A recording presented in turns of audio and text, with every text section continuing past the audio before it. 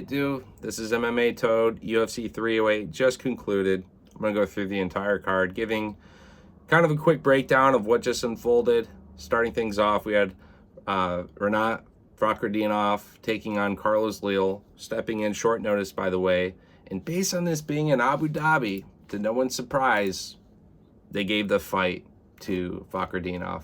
In a lot of different MMA communities, everyone is in our chats. Hey, our bets are winning, our parlays are advancing, but no one actually thought that Renat actually won that fight. So his name ended with a V, and he's in Abu Dhabi. We move on. Next, we had Ismail taking on Bruno Silva. Nardiev looked really good, mixed it. Bruno Silva did not look like he even wanted to be there. Very bad performance from him. They shouldn't throw him on another pay-per-view anytime soon. Get that guy into the apex at the very most for now. He's got a lot to prove. Moving up the card, we had Fanat Basharat taking on Victor Hugo. I was happy with Basharat's performance. Yeah, another guy who mixes it very well. Happy to see his win. Yeah, let's throw him against some top 15 guys. Let's see him take on someone that we don't all expect him to just completely maul. That being said, Hugo throws with like crazy power and had moments in the fight where, he was gaining some respect, but no, we need someone who can also mix it quite well. And on the early prelim, we had Kennedy taking on Chris Barnett. Chris TKO'd himself after Bruce Buffer called out his name. He did the, Ortega. He did the Ortega. He jumped up and down, pulled something, was looking down at that left foot, was gimping around on his foot throughout the fight. We weren't quite sure what happened to his foot. Thought maybe it had something to do with his head kick attempt that he threw. No, it was replayed. He did something. He pulled it. He buckled. It looked like when he landed, he couldn't contain his own weight, and he fucked up his foot or something in his leg. So, yeah. That being said, the prop on Barnett was so crazy on TKO or knockout that at plus 950, a lot of us sprinkled. Matty Betts had huge parlay hit, by the way, tonight, but he also had a bet that for every like he had to throw, a certain amount of money, and it ended up being over $2,000 on Barnett. So the fight ended before it started, and that just kind of sucks. But don't worry, he just won 100K tonight, so he's doing quite well. Next on the card, we had a fight I was looking forward to very much. Bus Nurmagomedov versus Bruno Ferreira. I like Bruno. I like that he comes out. He's a first-round finisher. Thought he was going to headhunt early. Stayed very composed and reserve in the first round. Bus was poking at him, prodding at him with some kicks, some punches, and won the first round. Bruno never really turned it up. Second round happened. Bruno pushed on the gas, had his knockdown, had some moments, won that round. Here we are, 1-1. And in my mind, I'm like, if Bruno wins this fight at all, it's in the first round. Otherwise, he's fatigued, worn out. Bus had him on the ground in the third round, hit a nice submission. So props there. I know that Bruno was not favored to win the fight, but he was one of the dogs that I had. So I enjoyed that second round, that comeback. It was kind of what I expected to see in the first. But, yeah, I think that was his first professional loss via submission. Fight of the night, moving up, we had Rebeski versus Orolbai, and holy fuck. Number one, I was surprised that fight didn't get stopped. Rebeski was absolutely just slamming on Orolbai.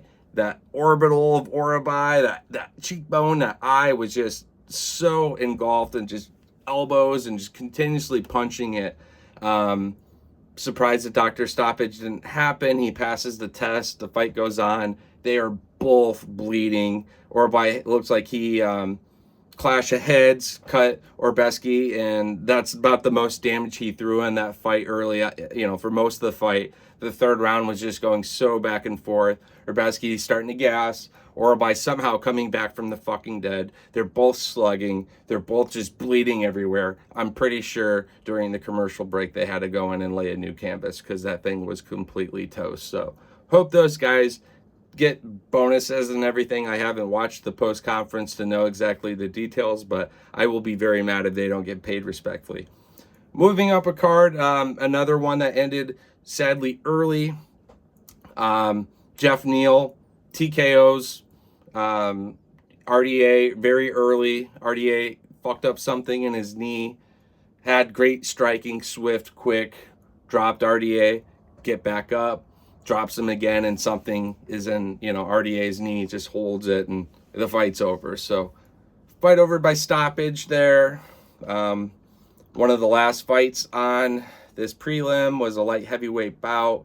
Rafael Sequeira, undefeated Brazilian prospect, taking on Ibo Arzian.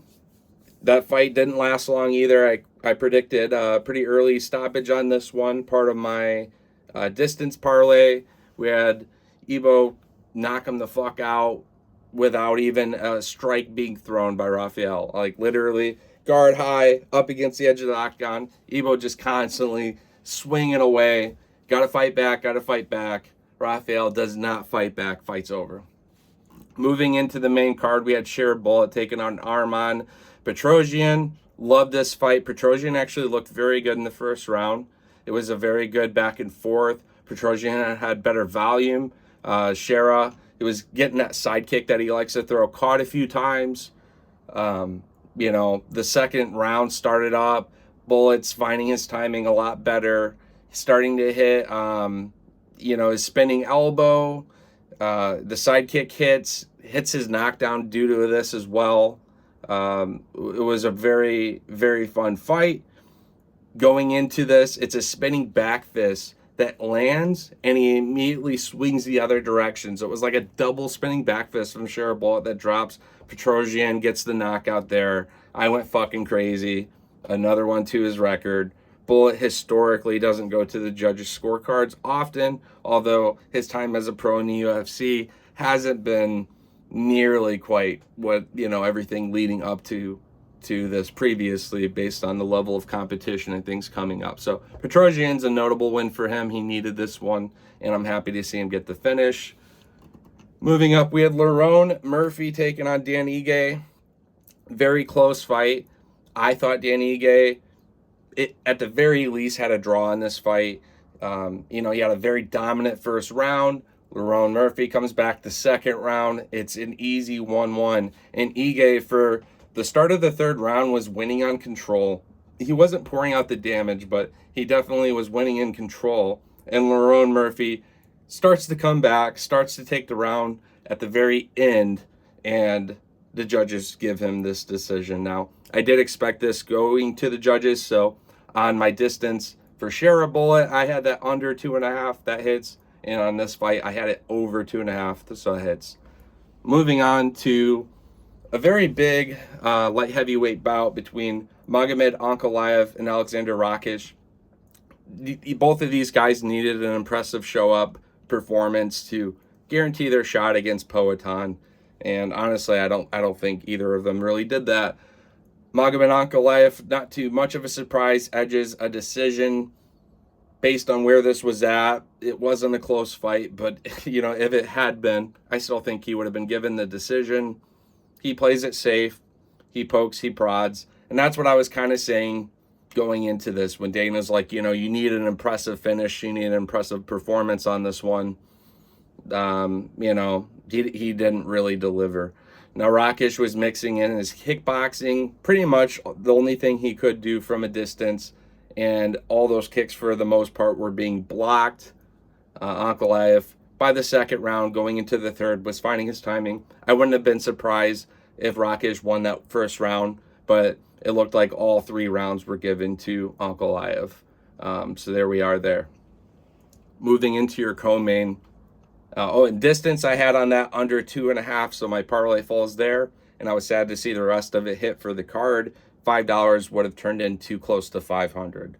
All right, so moving into your co-main event, we had Khamzat Chimaev taking on Robert Whitaker.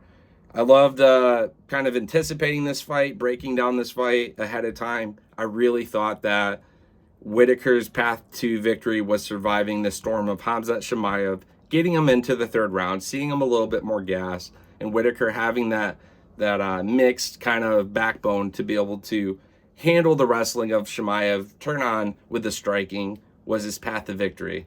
Khamzat stayed very composed in his wrestling, shot for that very early, got the takedown, would let Whitaker reposition, pepper in a couple of shots, work different angles, ended up getting like a face crank of a sort, and it broke Whitaker, or like dislocated Whitaker's jaw. I've seen a photo online and it's fucking gruesome. Like, Chimaev had a tremendous torque and pressure. Whitaker tapped so fast and immediately, like, no one even knew what the fuck happened. Like, it was very quick.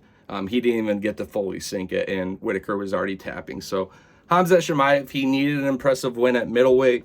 He needed it against a true middleweight, and I think Whitaker by far exceeds that, right? He's definitely one of those, if not going for the title shot himself, one of those top 5 guys that there's no oh yeah, this guy can only strike, or oh no, this guy can't defend wrestling. Like, he's about as well-rounded as it comes. He's pretty legendary.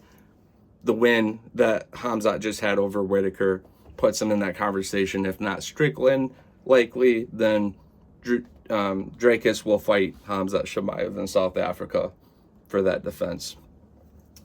Moving into your main card, man, this one is an emotional one, man. You had blessed Max Holloway taking on Ilia Topuria. You know, I thought it was a great back and forth. Max mixing the kicks. I was happy to see that, but I was also worried to see that as much as I did, because historically Max's boxing is always the thing that demands respect when he's in the octagon with anybody. And it seemed like Ilia had the more thunderous shots, whether they were missing or connecting at times. Max was just constantly rotating off the edges of the octagon. Ilia pointing right down at the very beginning of the fight. Max not respecting it. I was happy. You know, Max had a good game plan. It just seemed like his combinations weren't quite there the way that they normally were. He was relying mostly on his kicks, hitting some great counter shots on the entry, starting to find Ilia's timing. And by I'd say by about the second round, it was when Ilia really turned up and started finding more opportunities to stick Max. Third round happens, and now all of a sudden Max Holloway is buckled in a way that we've only ever seen a few times in his professional career. Ilia follows up, huge left hook, drops Max, ground and pound is all she wrote, and Ilia, and still is your featherweight champion. In attendance, we had Diego Lopez and Volkanovski. Ilia respects all of what Volk has done in this space, as most should, and is promising Volk that title shot. I don't think it's going to change the result. I think Ilia still successfully wins that fight. Going back thinking, I think Volkanovski actually won round 1 in their fight, but you need someone that is able to mix it with Ilia. It seemed like with Josh Emmett, Ilia did want to shoot. He didn't want to be on the feet as much with Josh Emmett, but he was able to weather the storm of Emmett and throw his own shots back in respect and win that fight easy. So it's tough to say. Like, I really want Diego to eventually get a shot at Ilia, because I think you need someone that is able to mix both disciplines and threats, wear on Ilia in a way that we haven't been able to see. So we'll have to wait and see what happens with that one. But overall, very fun card. Anticipation was very high for this one. I was looking forward to that fight since UFC 300. When I was there and Max was calling out Ilia, and Ilia had that face of just like, oh shit, you know. He can say it was a bar fight and that it was disinteresting, but the face said otherwise. So tough to see the BMF get knocked out, get dropped, but is what it is. The new generation, yeah, I think we'll be seeing a bit more of this as time progresses. So Ilia is certainly the face of that. One of the best fighters on the entire UFC roster. I'm excited to see, you know, that fight with Volkanovski or you know, potentially Diego whenever that happens. So, all right, that was my breakdown. If you enjoyed this, please give a follow, like, reaction. Much love. Hit a comment below as well. Peace.